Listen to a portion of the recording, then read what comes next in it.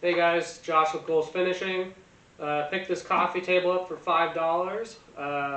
We're going to see what we can do with it. So we'll see in a little bit. Don't forget to hit subscribe and check out some of my other videos. Alright guys, so I flipped the piece over and I'm kind of cleaning it up a little bit.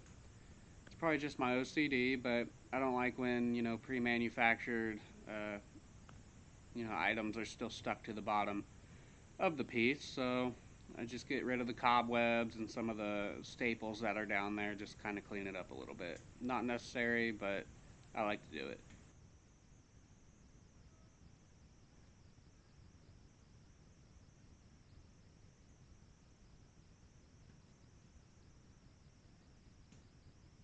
Now I'm using my ratchet to undo the legs. There's a very simple setup. As you can see, there's just a 45-degree angle holding it together with a bolt.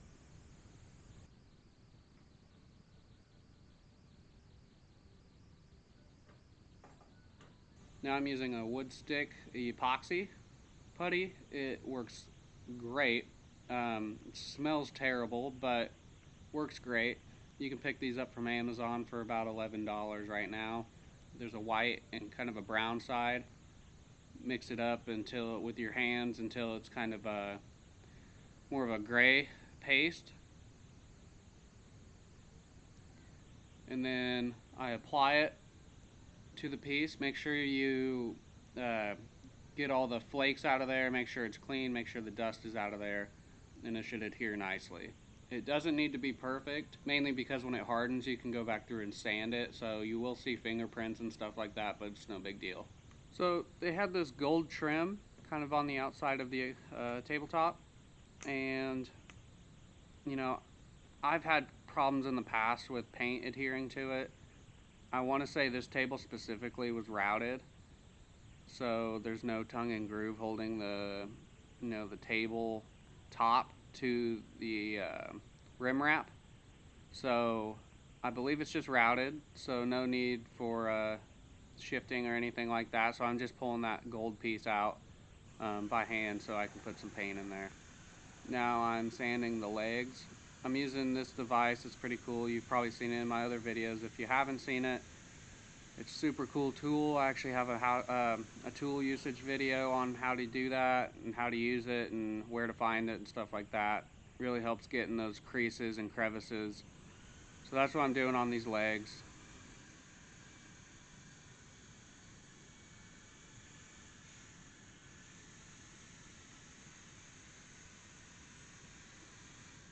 Now I'm hand sanding it.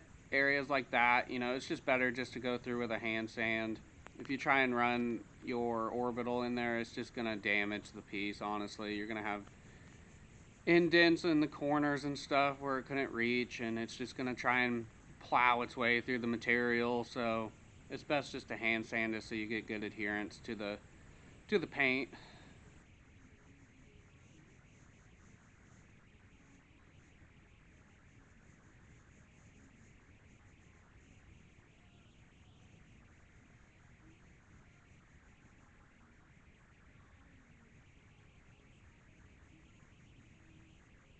So now I got my trusty mineral spirits.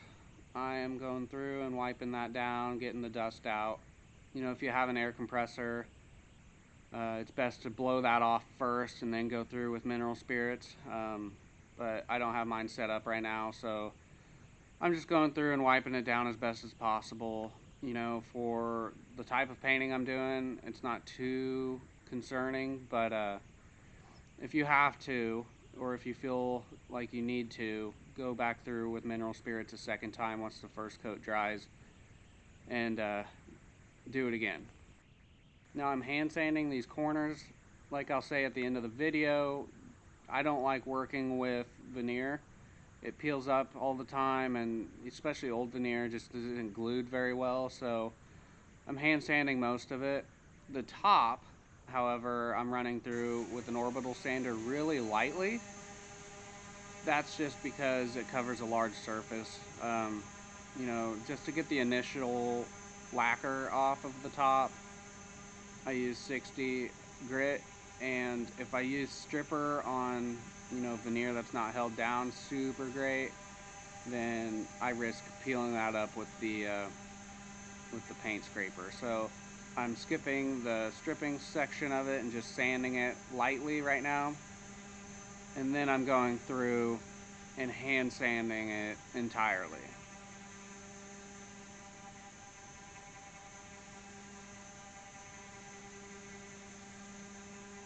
It is a little bit more of a process, but it saves me time in the long run because I don't have to worry about gluing down veneer that I pulled up from sanding with the orbital.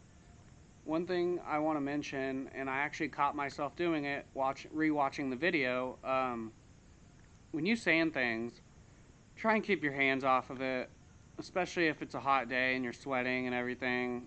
One, sweat is terrible for the wood. It might even make it swell. But I would say keep your hands off of it, keep your arms, elbows, everything off of it. Mainly because when you go to clean it, sometimes your body oils can actually impact the look of your final piece. So yeah, just keep your hands off of it. Mineral Spirits does a good job at cleaning stuff off, but sometimes it won't get all your body oils off. It's surprising how much body oil actually soaks into products sometimes. Now I'm going in with my primer, and I'm getting in that crease on that gold piece that I pulled out. Make sure you get it in there nice and tight. That way you have good adherence for your final paint.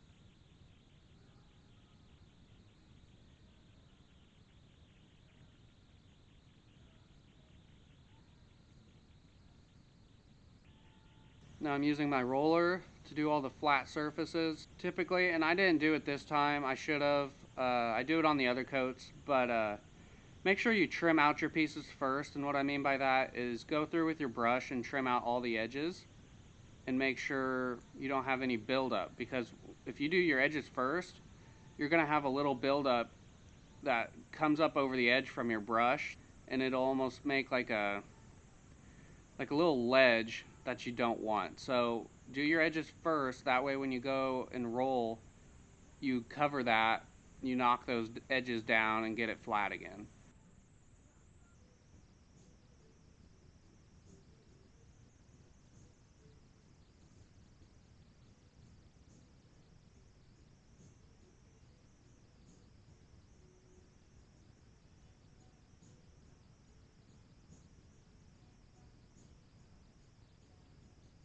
So now I'm going through, I'm using an almond colored paint. I actually did 2 layers of primer to get a real solid base, and then I'm going through with some almond paint, or almond colored paint, and putting that nice color on there. Now you can see I'm rolling a little sporadically, just making sure I get the surface covered first. What I won't show you is that I actually go back through eventually and kind of touch up areas with more paint once the entire top is covered. And then I roll vertically, in the direction of the grain with the brush softly to pop those bubbles and even out that pattern, so it's one consistent brush. Now I'm doing a little bit something different on the legs. I wanted to do a black paint on the legs, but those crevices or those routed edges that I was sanding earlier, that I was showing you, that those are being painted with that almond color, so kind of give it a little bit of a a mismatched look, so it all flows real well once it's all put together.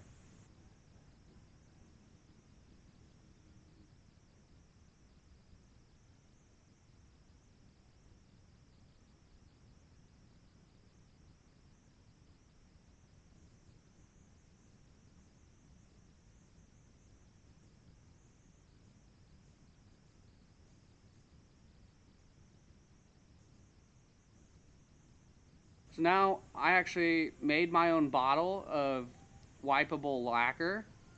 Most people buy the wipe-on lacquer, but honestly, all it is like a thin down lacquer. So you can actually make your own. I bought clear satin, and mixed it with mineral spirits in an old soap bottle. So, like I've preached before, I don't like to pour things onto one spot. Especially with stain, you don't ever pour your stain on one spot because it's going to build up. Even if you wipe it immediately, it's going to build up. So you're going to have that blotchiness when you pour on one spot. But because I'm painting, especially with the primer, it seals the pores off really well.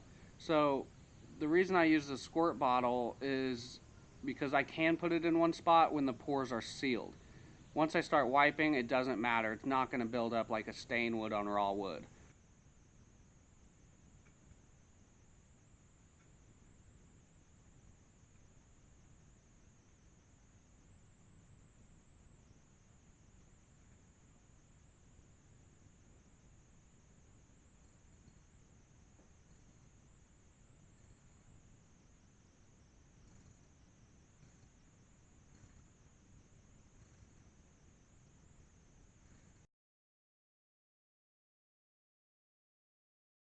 Alright guys, so that pretty much wraps up the project. Hope you guys liked it. It was a little bit of a challenge. I don't typically like to work with veneered products. You know, if I can work with solid wood, that's my go-to. But I think it went really well. Hope you guys liked it. Check out my other videos. Don't forget to hit subscribe, hit the like, drop a comment in the comments box if you have any questions or new tips and tricks. Other than that, we'll see you guys soon. I will be releasing some more videos real quick. We will see you guys later.